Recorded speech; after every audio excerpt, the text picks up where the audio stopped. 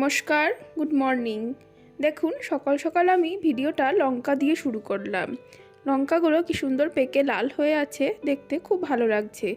বর্ষার সময় এই গাছটায় না খুব সুন্দর লঙ্কা হয়েছিল, প্রচুর লঙ্কা হয়েছিল গাছটায়।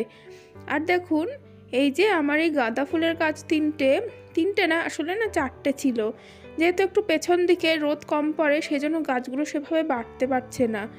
আর দেখুন এই যে সুন্দর আমার এই নয়নতারার গাছটা, এই গাছটা শীতের সময় হলে কি হবে, এখনও প্রচুর ফুল দিয়ে যাচ্ছে।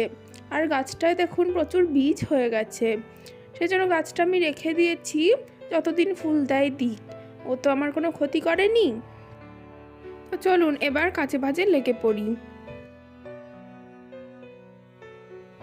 এই যে দেখুন আমার মেয়ের সাঙ্গপাঙ্গরা, এদেরকে রোজ এরকমভাবে গুছিয়ে রাখতে হয়, নাহলে এদিক ওদিক পড়ে থাকে।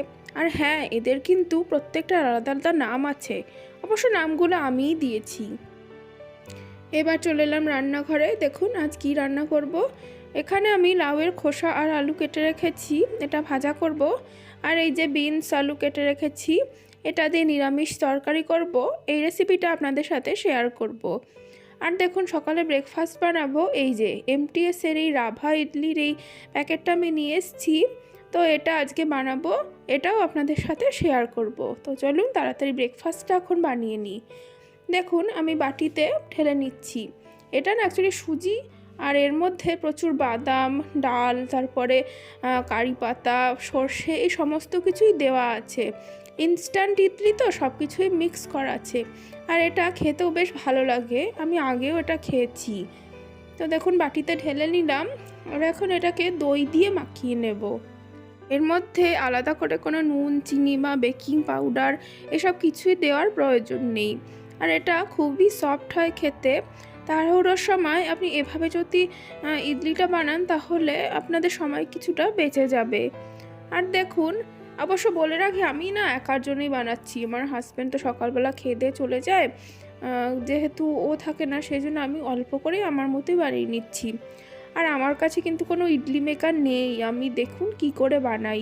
দেখুন দই দিয়ে মাখিয়ে রেখেছি, 5 মিনিট মাখিয়ে রেখে দেবো একটু।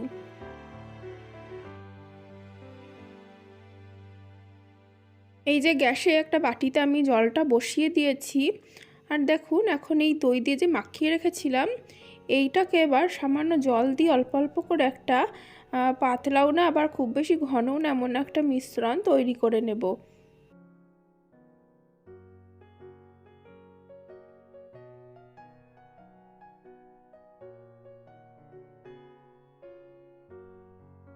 এই যে দেখুন আমি 3টে বাটিতে ঢেলে নিয়েছি, আর যে জলটা বসিয়েছিলাম তার উপরে এরকম একটা ফুটো ফুটো থালা দিয়ে এরকম বসিয়ে এবার থালা দিয়ে ঢাকা দিয়ে দিয়েছি। এবার এটা স্টিমে হতে দেব। আর এই যে দেখুন আমার কন্যা সকাল সকাল উঠে পড়েছে, আর ও এখন এটা কী খাচ্ছে বলুন তো, ও খাচ্ছে তাল মিছরি। আমি ওর জন্য খাবার বানাচ্ছিলাম, ও সেখান থেকে নিয়ে গেল তাল মিছরি খাচ্ছে, এরকম কুটকুট করে খেতে থাকবে এই তাল মিছরিটা। এই যে আমার ইডলি একদমই হয়ে গেছে, দেখুন কত সুন্দর সফট হয়েছে। সবে সবেই তুললাম, এখনও ধোয়া বেরোচ্ছে, আর বেশ বড় বড় সাইজের হয়েছে। তবে যেহেতু আমি বাটিতে দিয়েছিলাম তো সেই জন্য এরকম সাইজের হয়েছে।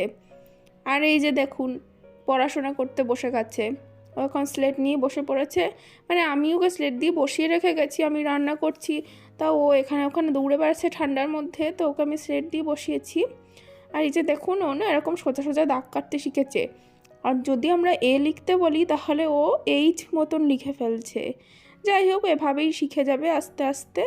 এখন এই স্লেট পেন্সিল নিয়ে কিছুক্ষণ বসে থাকবে, আর আমিও শান্তিতে কাজ করতে পারবো। এবার রান্নাঘরে চলে এলাম। কড়াইতে একটু তেল ছিল, আমি আসলে লাউয়ের খোসা আলুটা ভেজেছিলাম। এখন বিনসের তরকারি করার জন্য আরেকটু তেল দিয়ে গোটা জিরেটা ফোড়ন দিয়ে দিলাম। ফোড়নটা রেডি হয়ে গেলে বিনস আলুটা দিয়ে দিচ্ছি, এবার এটা ভেজে নেব। শীতের সময় এই বিনস আলু তরকারিটা খেতে আমার তো খুবই ভালো লাগে, এই ভাতের সাথে বা রুটির সাথে এটা খেতে আমার খুবই ভালো লাগে। আর দেখুন এখন অল্প একটু আমি নুন দিয়ে দিলাম, নুন দিয়ে সবজিটা আরও কিছুক্ষণ একটু ভেজে নেব। এখন কড়াইটা একটু ঢাকা দিয়ে দিলাম। দেখুন কিছুক্ষণ পরে আমি ঢাকনাটা তুলেও নিলাম। এখন সবজিটা আরও একটু ভাজা ভাজা করে নেব। আর দেখুন সবজিটা একটু ভাজা ভাজা হয়ে গেলে দিয়ে দিচ্ছি ক্যাপসিকাম আর টমেটো, আর সাথে কিছু মটরশুঁটিও দিয়ে দিলাম। তাই বলে রাখি, এই তরকারিটাই না আমার একটু পেঁয়াজ রসুন দিয়ে খেতেও ভালো লাগে। তবে আমার হাজব্যান্ড সেভাবে পছন্দ করে না পেঁয়াজ রসুন দিয়ে, তো সেই জন্য করতে পারি না। তবে এভাবেও খেতে ভালো লাগে। আর কথা বলার ফাঁকে আমি দেখুন একটু হলুদ দিয়ে দিলাম। হলুদ দিয়ে সবজিটা আরও কিছুক্ষণ ভেজে নেব।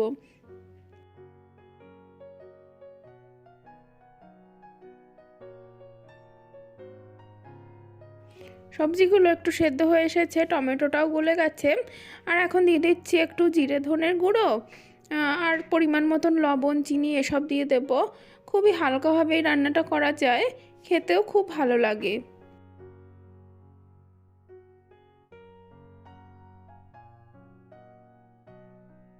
এই যে দেখুন সমস্ত মশলাটা কষিয়ে আমি একটু জল দিয়ে দিয়েছি। জলটা একটু বেশি দিয়েছি যাতে আলু, বিনস মানে সমস্ত কিছু ভালোভাবে সেদ্ধ হতে পারে।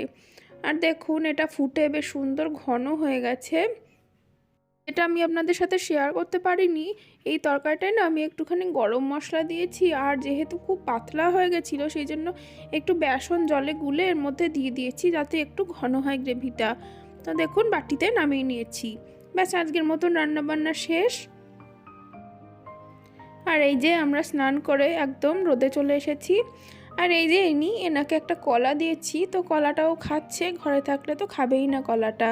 তো বন্ধুরা, আজকে ভিডিওটা আমি এখানেই শেষ করছি। ভিডিওটা ভালো লাগলে অবশ্যই ভিডিওতে লাইক, কমেন্ট, শেয়ার করে দিও, আর আমার চ্যানেলটাকে সাবস্ক্রাইব করে পাশে থেকো। ধন্যবাদ বন্ধুরা।